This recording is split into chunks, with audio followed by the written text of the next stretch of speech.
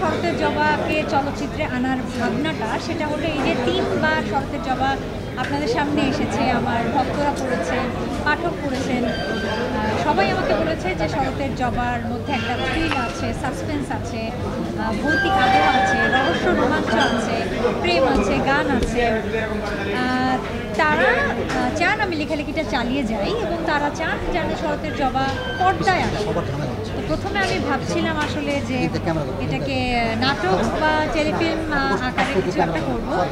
পরে ভাবলাম আসলে শরতের জবার ব্যাপ্তি এবং গভীরতা এত বেশি যে নাটক টেলিফিল্মে করতে গেলে অনেক কিছু মিস হয়ে যাবে, কঠিন হবে কাজটা। তখন আমি সিদ্ধান্ত নিই আসলে যে শরতের জবার চলচ্চিত্রই হবে। এভাবে শরতের জবাকে আসলে চলচ্চিত্রে আনার যে ভাবনাটা সেটা। নির্মাণের কথা বলবো যে আমি as a matter of fact আমি আসলে দু একজনের সঙ্গে আগে কথা বলেছিলাম পরিচালনার জন্য শরতের জবার, কিন্তু আমার মনে হচ্ছিল যে কোনোভাবে আমার যে চিত্রনাট্য বা আমার যে মূল ভাবনা সেখান থেকে আমরা সরে যাচ্ছি। আসলে আমি যা দেখাতে চাই সেটা হচ্ছে না।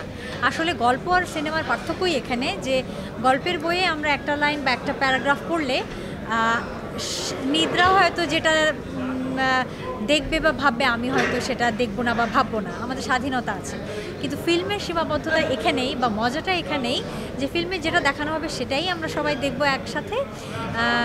হয়তো ইনার মিনিংটা নিদ্রা একভাবে নেবে, আমি একভাবে নেব, এটা আমাদের স্বাধীনতা। তো সেই জন্যে আমি ভাবছিলাম যে ওনাদেরকে দিয়ে করালে হয়তো আমার যে চিন্তাটা, আমি যেটা দেখছি, আমার যে ভিশনটা সেটা একটু হলেও সরে যাচ্ছে। তখনই ভাবলাম যে আমি এই কাজটা করব।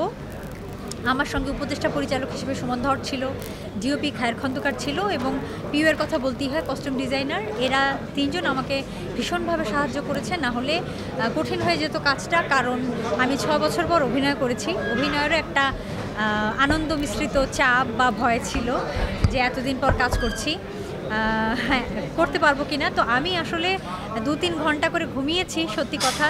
আমার গেট আপ মেকআপ লুকের একটা বিষয় ছিল, কিন্তু আমার ইউনিট এরা আসলে কেউই ঘুমায়নি, এমনকি নিদ্রাও আমি জানি 45 মিনিটও ঘুমানোর সময়ও পাইনি। এই তো এইভাবেই। আর প্রযোজনা আমার অনেক দিনেরই ইচ্ছা ছিল আমি প্রযোজনা করব, বাট আমি যে একেবারে ফিল্মে চলে আসবো প্রযোজনা করতে এটা আমিও নিজেও জানতাম না। বাট যেহেতু আমার একটা শখের, স্বপ্নের এবং কষ্টের কাজ শরতের জবা, সে কারণে আমি প্রযোজনা করেছি আমার প্রোডাকশন হাউস পহরডাঙ্গা পিকচার্স থেকে। এবং আমরা শুটিংও করেছি পহরডাঙ্গা, এটা নড়াইলে আমার দাদাবাড়িতে। নিদ্রাও গেছে সেখানে, পুরো ইউনিটি ওখানে ছিল প্রায় 15 দিন। এবং আমার সঙ্গে আছেন ফরিদুর রেজা সাগর, ইমপ্রেস টেলিফিল্ম যৌথ প্রযোজক হিসেবে।